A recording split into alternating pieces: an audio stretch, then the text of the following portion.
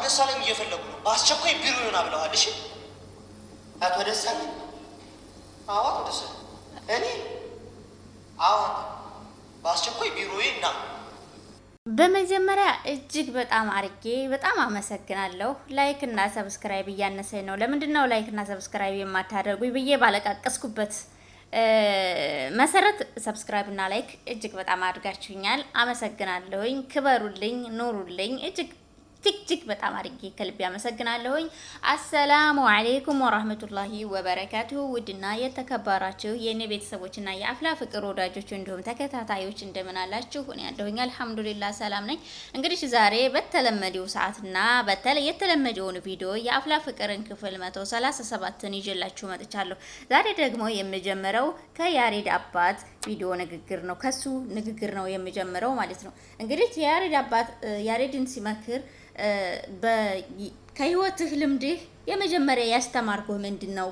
ሴትን ልጅ በፍጹም ማመን እንደሌለብኝ አይባልም። እንደዚህ እኔ ቅር አሰኝቶኛል። እንደዚህ አይባልም ማለት ሴት ልጅ እህት ምትሆን ሚስት ምትሆን እንዲሁም ጓደኛ የምትሆን ናት። ሴት ልጅ ያልታመነች፣ ሴት ልጅ ያልተወደደች እኔ ሌላ ሰው ይወደዳል ወንድም ይወደዳል አይደለም ሴት ልጅ። ስለዚህ ሴት ልጅ ማመን የለብህም በፍጹም ተብሎ ለልጅ እንደዛ ይመከራል ብዬ አላስብም። ያው ለፊልም ቢሆንም ያኔ ቅር አሰኝቶኛል። ማለት ሴት ልጅ አልታመነች ማን ይታመናል በዚህ ምድር ላይ እንዴ?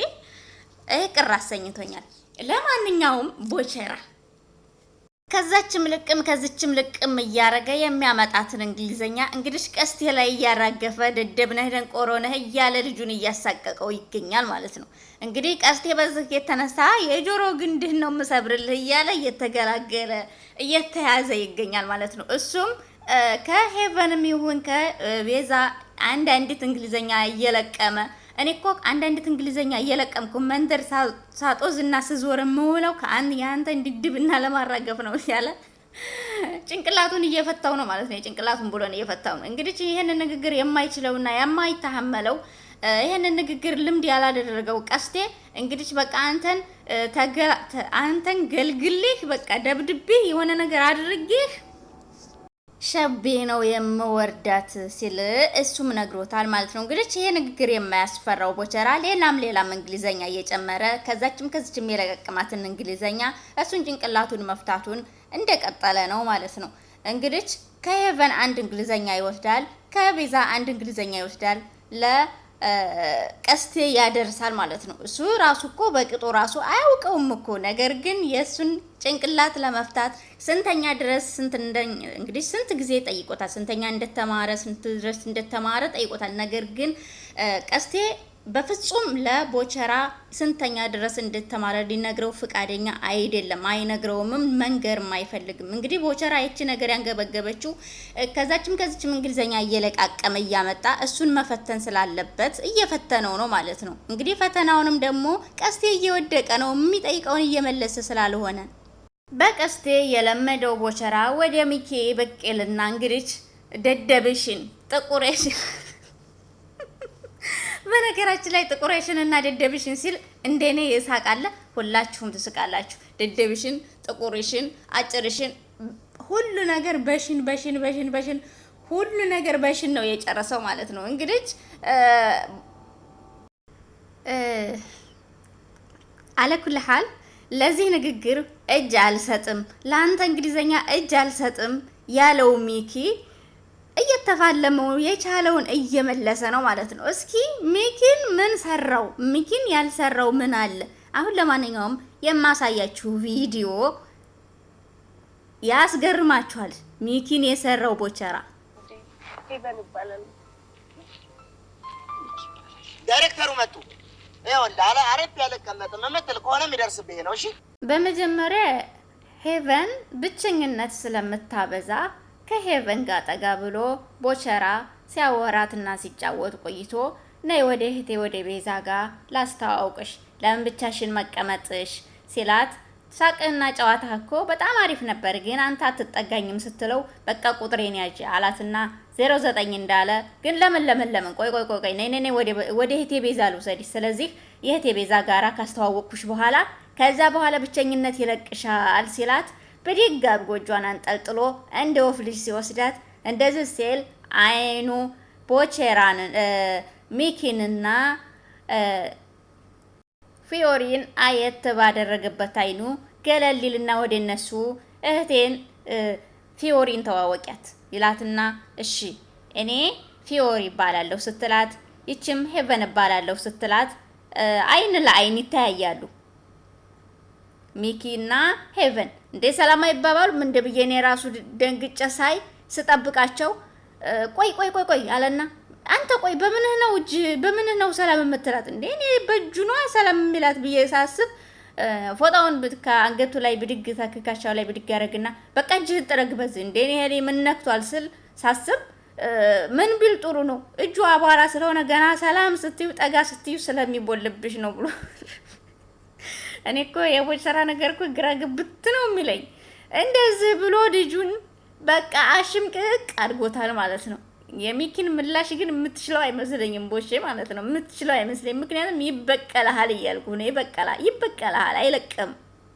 የሆነ ሆነና እንደምንም ብላ እንዴ ቦቸራ እንደዚህ እኮ አይባልም ብላ ሄቨን ነካ ስታደርገው ለማንኛውም እሱን አለፍ ብላና እሱን ተወት አድርጋ ሄቨን እባላለሁ ብላ እጇን ዘርጋ ስታደርግ እሱም የጎንና ጎኑን ሲያይ አባቱ አሉ የሉም፣ አባቱ አሉ የሉም፣ ይደርሱብኛል፣ ያዩብኛል፣ ይመጡብኛል፣ ታዩና ተመጡብኝ ይባረር ይሆን ወይ በሚል ሀሳብና ፍርሃት እጁን እሺ ሚኪ እባላለሁ የሚለውን ሳይጨምር ዳይሬክተሩ መጣ አባቷ መጣ ብሎ ልጁን ከራማውን ብድግ አድርጎለታል ከላይቱ ላይ ማለት ነው። እሱም እንግዲህ እኔ ሚኪ ማን እንደሆንኩኝ አሳይሃለሁኝ እኔ ባልበቀልህ እኔ ሚኪ አይደለሁም ብሎ ልጁን አስፈራርቶታል ቦቸራን ማለት ነው። እንግዲህ ሚኪ የሚበቀለውን የምናይ ነገር ይሆናል። እንግዲህ በማን ይበቀለዋል? ቦቼ እኮ በቀል አይገባውም። ምክንያቱም በሳቅና በጨዋታ ስለሆነ የሚያልፈው ሰው ለመበቀልም አይሆንም፣ ሰውም እንዲበቀለውም አይሆንም። ምክንያቱም ሁሉንም ነገር በሳቅ ነው የሚያልፈው። እንግዲህ ሄቨን ጋራ ወደ እህቴ ወደ አላት ወደ ቤዛ ሄቨንን እንደማስተዋወቅ ሲወስዳት ጀሪ ይሄንን ባየችበት ሰዓት ይሄ ጉማሬ ልጅ የሆነ ልጅ ምን እያደረገ ነው? ወይስ ምን አስቦ ነው? ጭራሽ አብሯት ይሆናሉ ሆነው ልያቸው። እሷን ስጠይቃት የሆነ ነገር የለንም በእህትና ወንድም ነን። እሱን ስጠይቀው እንደዛ ግን የማያቸው በየሰዓቱና በየቀኑ ሁል ጊዜ ከሱና ከሷ አይለያዩም። ሁለታቸውም አንድ ላይ ነው የማያቸው። ግን ይሄ ምን አይነት እሳቤ ነው ስትል ራሷን ጠይቀዋለች። ታው ስድስተኛ ስሜት ጥሩ ምክር ምከረኝ፣ መጥፎ ነገር አትምከረኝ፣ በጆሮ ያታሰማኝ እያለች ራሷንም ብትወቅስም ምንም ነገሩ ሊዋጥላት አይደለም። ነገሩ ተዋጠልኝም አልተዋጠልኝም ዙሮ ምን አደርጋለሁ የሚል ራሷን አሳምና ከቦታዋ ገለል ትላለች። እንግዲህ ስንጠብቀው የነበረውና ስንጠብቃቸው የነበሩት መቅዲና ቾምቢ እንግዲህ መቅዲ ያለዋን እውነቷን ለብዙ ጊዜና ለብዙ ሰዓታት ራሷን ስትጎዳበት የነበረው እውነታ እንግዲህ ዛሬ ልትነግረው ችላለች። ዛሬም የነገረችው ያለውን ነገር ሁሉን በሙሉ ነገር ካስረዳችው በኋላ ቾምቤ በነገረችው ነገር ራሱን መቆጣጠር አቅቶት እንዲህ የማልቀስ ስሜትም ተሰምቶት እሷንም ሊያባብላትም ታጠገቤ ማትራቂ በዚህ ሰዓት ካንቺ ጋጎን ካንቺ ያጠገብ መራቅ አልፈልግም፣ ካንቺ ጎን መሆን እፈልጋለሁ ቢላትም ለአመታት ብዙ ጊዜ ተከትያለሁ፣ ስለዚህ አሁን ለብቻዬ ተወኝ እባክህን አትከተለኝ ስትለውም ትታው ሄዳለች ማለት ነው። እንግዲህ የሰው ልጅ በእይታ ብቻ በነገራችን ላይ ቸኳላ ሰውና በእይታ የሚፈርድ ሰው ምንም እንደዚህ አይነት ነገር መሆን የለበትም። ማንኛውም ነገር በቃ ምክንያቱን ጠጋ ብሎ መጠየቅ ጠጋ ብሎ እንግዲህ በመቅዲ የተረዳሁት ነገር ጠጋም ብሎ አለመጠየቅ አዳማጭነት ማጣት። በቾምቤ የፈረድኩበት ነገር ቢኖር በቃ ይህ ሁሉ ጊዜ ከኋላው ስትሮጥ ከኋላው ስትከተለው በቃ እንዳለችውም አንተ ጨለምተኛ ነህ እንዳለችውም ልጁም ባይሆንም ግን የሆነ ማንኛችንም ቢሆን በጨለምተኝነት መሄድ መጓዝ እንደሌለብን ለማንኛውም ነገር ቦታና ጊዜ ሰጥተን ማዳመጥ መቻል አለብን። እኔ በቃ ማዳመጥ መቻል ሆነም አልሆነም አንድ ሰው ልክ ሆነም ልክ አልሆነም፣ ስተት ሆነም ስተት አልሆነም ማዳመጥንና ጆሮ መስጠትን ከነሱ እንደዚህ አይነት ነገርን ተምሬያለሁ። ጆሮ አለመስጠትን፣ አለማዳመጥን እና አለመዳመጥን በቾምቤና መቅዲ አይቻለሁ ማለት ነው። ያለውን ፈርቅና ልዩነት ጉዳትና ጥቅም ማለት ነው። ምናልባችም የእሷውን ይቅርታን ቢላትም ምናልባች ይቅርታን የሆነ ነገር ይጠግናል፣ ግን እንደ ቀድሞውና እንደ መጀመሪያው ላይ ሆን ይችላል። ስለዚህ የሆነ ነገር ከመቆጣታችሁ ከማኩረፋችሁ መጥፎን ውሳኔ የሚሆን ከመወሰናችሁ በፊት ማዳመጥና መገምገም ማየት እውነታን መረዳት እንዳለብን አሳይተውናል ማለት ነው።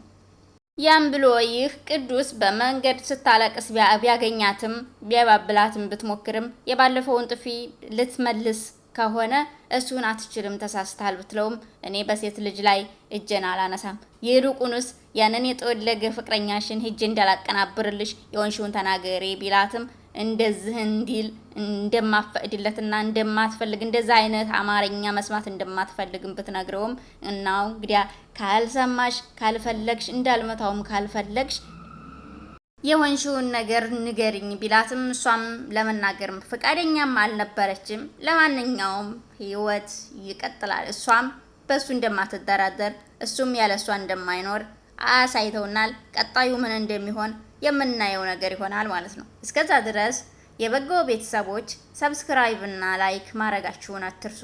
የኔ ቤተሰቦች እወዳችኋለሁኝ። ሰብስክራይብ ላደረጋችሁኝ ከልቤ ምስጋና ይድረሳችሁ። እጅግ በጣም አድርጌ አመሰግናለሁ። ሰብስክራይብ ያላደረጋችሁኝ ሰብስክራይብ እና ላይክ ማድረጋችሁን እንደዚሁም ከቻላችሁ ሸር ማድረጋችሁን አትርሱኝ። እወዳችኋለሁኝ፣ አከብራችኋለሁኝ። በሌላ ቪዲዮ እስከምንገናኝ ድረስ አላህ ይጠብቃችሁ። ሰላም አለይኩም።